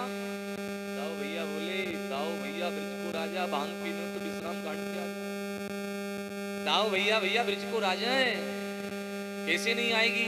यमुना जी को आवाज लगाई, हे यमुने जल्दी आओ, हमको स्नान करा के चली। यमुना जी ने कहा, हो गया कल्याण, हर कोई बुलाओ, हर कोई के घर जाऊं, नहीं आती। अब दाऊ भैया से कोई उनकी बात का अवहेलना कर दे, न माने, बात का पालना न करे तो कोई बच पाएगा? दाऊ भैया को गुस्सा आया और कहते हैं, दाऊ भैया कि पापे तम्माम बग्याई नायासी में आवता, अरे पापनी, तुझे यह इस बलराम का पराक्रम याद नहीं है, आज मैं धरती से तेरा अस्तित्व मिटा। इतना कहते यमुना चरणों में गिर गई। राम राम किला धर, राम राम महाभाव, न जाने तो विक्रमम यस्य कासेन विधरता जगती जगतपति। हे जगतपति जगदीश, में आपके पराक्रम को जान नहीं पाई थी, मुझे क्षमा कर दो। तो आज यमुना वहां प्रकट हुई और दाऊ भैया को सबको सब स्नान कराया। यमुना देखो आज भी ब्रज में बलराम का पराक्रम दिखाती है। क्या पराक्रम? कि हल जैसे टेढ़ा मेढ़ा होता है प्यारे, वैसे ही यमुना की लहरें देखो। लहरें क्या, यमुना की धारा देखो, सीधी धारा नहीं है, ऐसे टेढ़ी हो गई, फिर उधर से निकल गई, फिर आगे से मुड़ गई। ये दाऊ का पराक्रम। अब दाऊ भैया कहाँ थे? अब कन्हैया अकेले रह गए कहाँ? द्वारिका में। अच्छा सुनो, द्वारिका में जब दाऊ भैया रहते तो किसी की मजाल नहीं जो आंख उठा के देखे, किसी की हिम्मत नहीं। लेकिन आज द्वारिकाधीश अकेले पड़ गए। तो मालूम है, एक काशी की जनता में काशी नरेश ने क्या किया, उसने अपने एक व्यक्ति को, पौंड्रुक को भगवान बना दिया। आजकल रोजी भगवान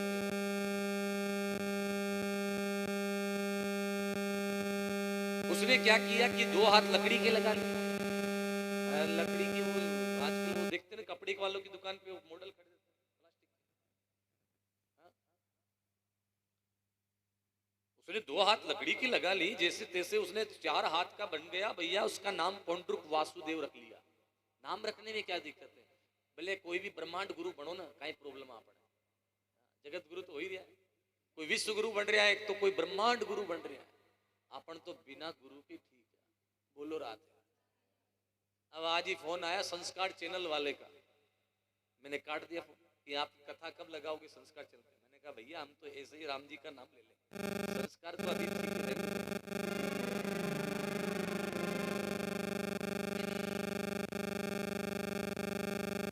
पौंड्रुक ने 4 हाथ लगा, 2 हाथ लकड़ी के लगा लिए और वो भगवान बन गए। मतलब असली बनने का प्रयास कर रहा है। काशी नरेश ने कहा, देख ऐसा है मेरी बात, तू बन जा भगवान, मैं बन जाता हूँ तेरा पुजारी, जितना भी आएगा चढ़ावा उसमें कर लेंगे 50-50। अब उस काशी की जनता से 2-5-10-20 चेला भी तो रख लिए। अच्छा, जो नकली होते हैं वो डरते बहुत हैं, असली को डर 1%। खरा सोना तो खरा ही होता है मां, नकली था ना कौन, माया रूपी मृग, वो तो मर गया, लेकिन हनुमान जी को राम जी ने भेजा, ये हेम शैलावते हम, स्वर्ण की, जिनका पूरा शरीर स्वर्ण धातु जैसा दिखा। नकली को डर नहीं लगता, नकली को भैया लोहे इसमें तपा लो आग में, तो भी असली सोना तो असली सोना ही रहेगा, नकली होगा तो जल जाएगा।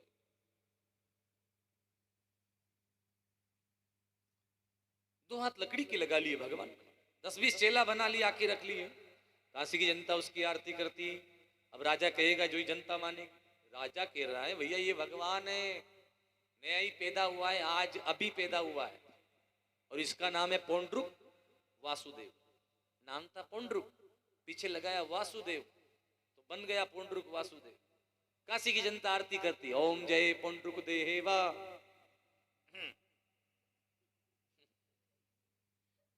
स्वामी जय पौंड्रुक वासुदेवा, भगत जनन की प्रभु जी प्राणन की लेवा।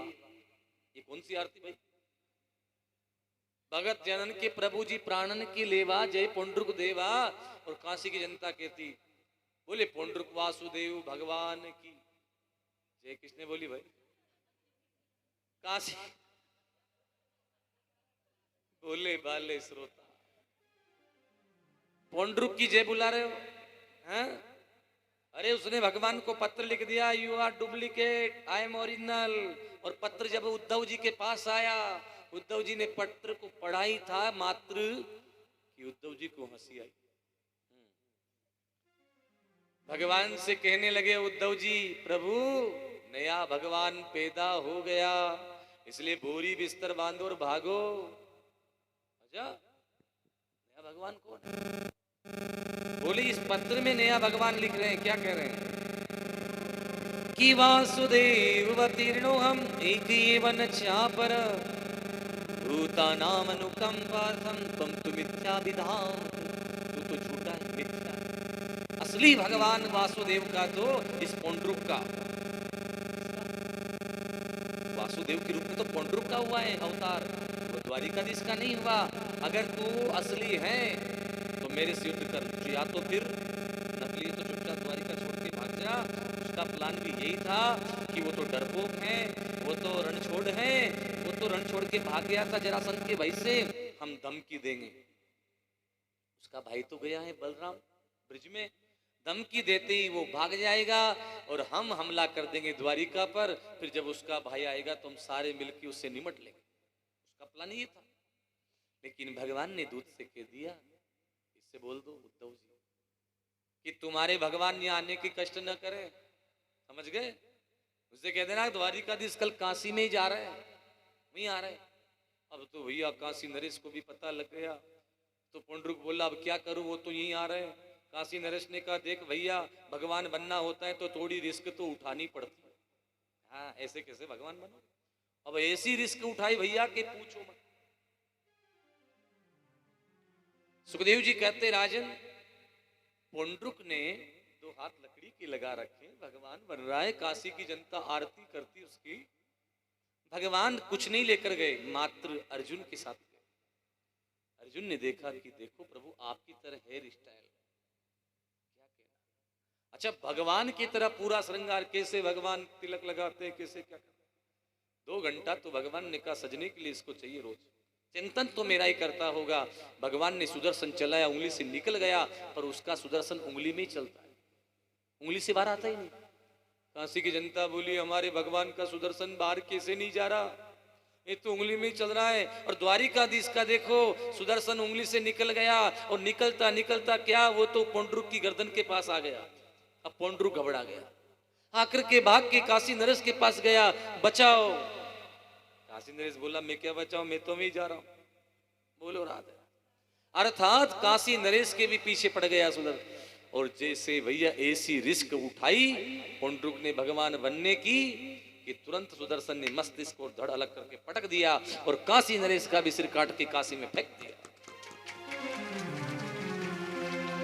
हम ही नारायण दास, भगवान के दास बनो। जो आनंद सेवा करने में है वो मालिक बनने में नहीं। सेवा में आनंद बहुत है। अरे भैया भगवान के सेवक बनो, भगवान मत बनो।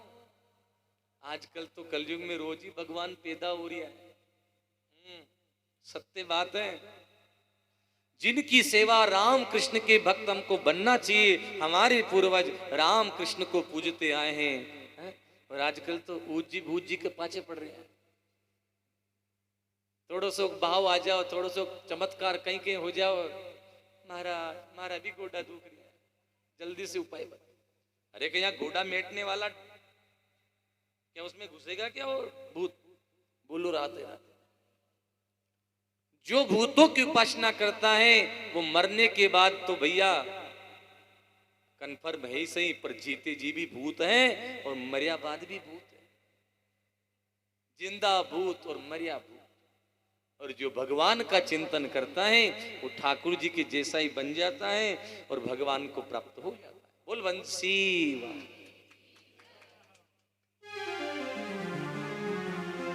इसलिए भगवान के सेवक बनो, दास बनो।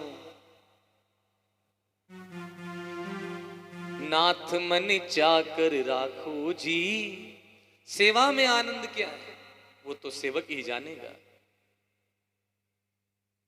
कौन भगवान की सेवा में आता है? जिस पर भगवान कृपा करें, जिसको भगवान बुलाना चाहें। मैं एक दिन कथा में बोल रहा था ना, क्योंकि रामलीला के पाठ जो करते हैं बच्चे या जो व्यक्ति करते हैं, हर व्यक्ति को रामलीला में पाठ नहीं कराया जाता। जिसको अभ्यास हो वही कर सकता है। जिसको भक्ति का अभ्यास हो, पूर्व जन्म के संस्कार हो, वही तो भगवान की सेवा में आएगा। जिसके पूर्व जन्म के संस्कार नहीं है वो क्या इस समय भगवान का नाम ले पाएगा? आप लोगों के संस्कार हैं, इसीलिए तो हम आप लोग कथा सुन रहे हैं। नहीं तो भैया आज ये सब जो लोग हैं ना वो हटवाड़ा ही करते हैं। क्यों आते? बोलो रात। तो जिसको भगवान जनाना चाहते हैं वही भगवान को जान सकता है।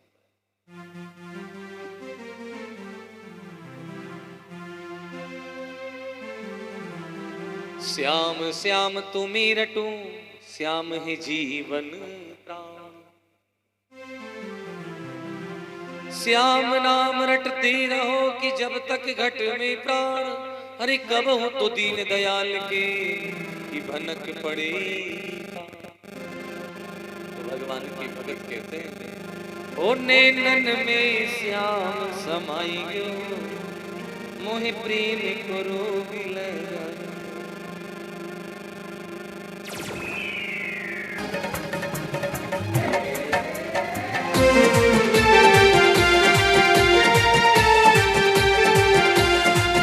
नैनन में श्याम समाई गयो, मोहे प्रेम को रोग लगाई गयो।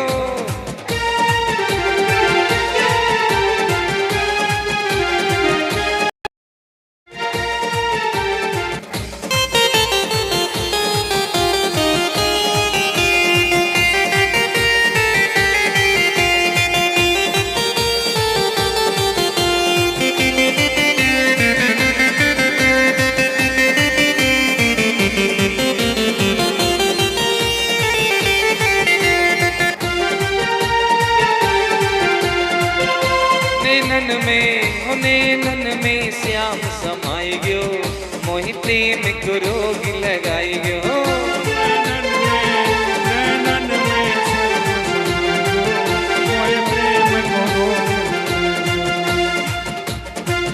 मर जाऊंगी श्याम तेरे अधरन पे, टिकी जाऊंगी लाल तेरी मटकन पे। अरे वो तो सपने में कहा बतलाई गो, मोहि प्रेम को रोग लगाई गयो। नैनन में श्याम समाई गयो, मोहि प्रेम को रोग लगाई गयो। हरि गो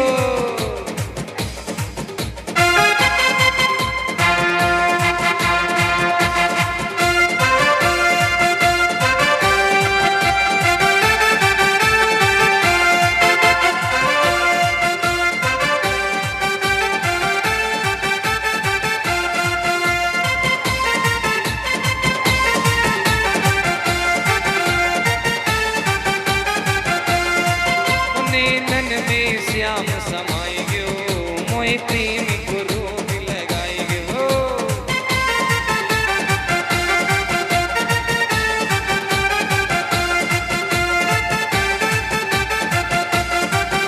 मर जाऊंगी लाल तेरे अदरन पे, बिक जाऊंगी लाल तेरी मटकन पे।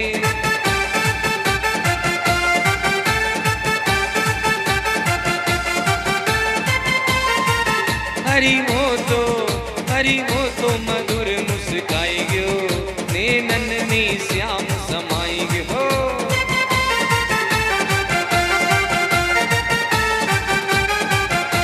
अरे ताली की आवाज नहीं आ रही, हरी हो।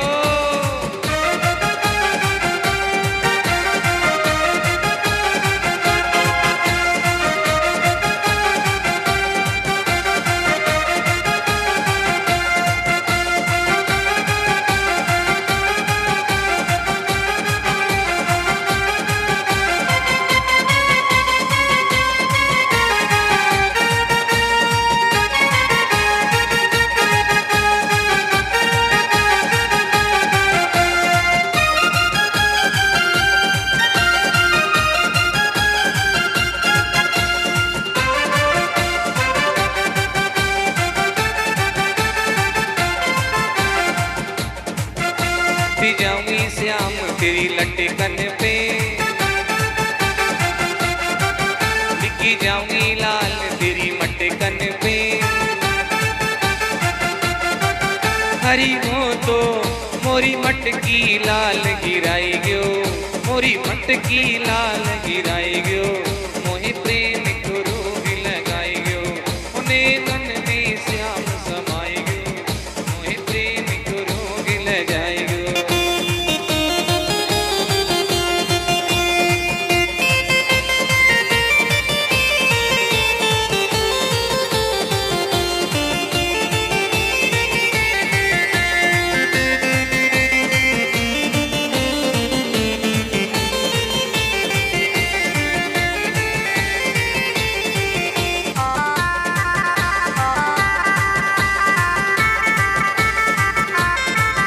बलिहारी कुंवर तेरी अलकन पे, तेरे केसर के मोती झलकन पे।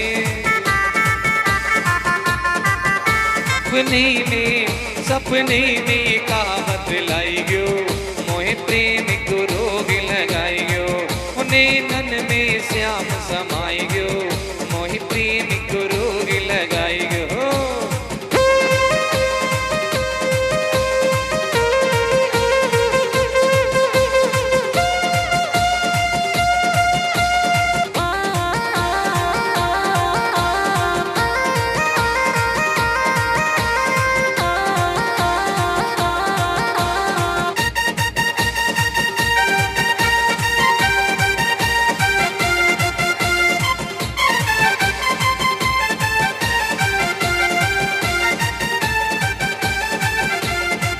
सावरियों ही प्यारो नंदलाला, दीवाने वही जखी सब वाला। हरी हो तो मधुर मुस्काई गयो, मोहे प्रेम को रोग लगाई गयो। नैनन में श्याम समाई गयो, मोहे प्रेम को रोग लगाई गयो।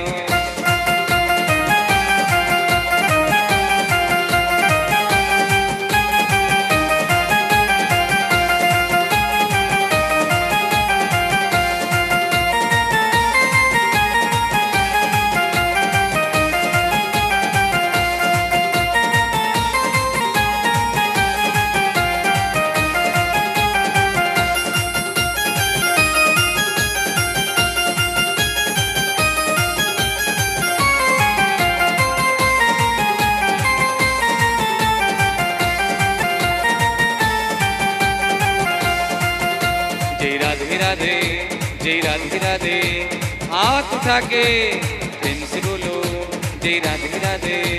श्याम मिला दे जय राधे राधे, बरसाने वाली हमारी प्यारी गोविंद प्यारी। जय राधे राधे गोविंद प्यारी, जय राधे राधे राधे राधे। श्याम श्याम मिला दे।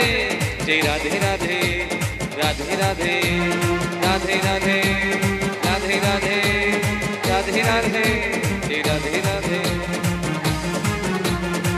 जय जय श्री राधे द्वारिकाधीश की।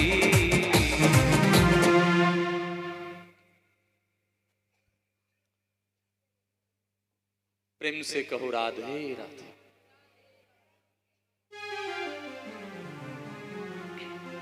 भगवान के दास बनने में, सेवा करने में जो आनंद है वो कहीं नहीं है। उधर क्या हुआ कि बलराम जी तो गए थे ब्रजमंडल में, इधर भैया भगवान के बेटा सांब ने हरण कर लिया लक्ष्मणा का, दुर्योधन की पुत्री का हरण किया, जेल में डाल दिया। जब पता लगा भगवान को तो भगवान ने सोचा अगर मैं गया तो दुर्योधन का मेरे से झगड़ा हो जाए। दुर्योधन किसका चेला है? बलराम जी का। और मैंने दुर्योधन को मार दिया तो बलराम जी नाराज हो जाएंगे कि तूने मेरे चेला को क्यों मारा। इसीलिए बलराम जी आते, बलराम जी से कह दिया, बलराम से कहा दाऊ भैया आपके भतीजे को जेल में डाल रखा है आपके चेला ने। अच्छा, तो बलराम जी जाकर के कहते भैया तुम क्या कर रहे हो?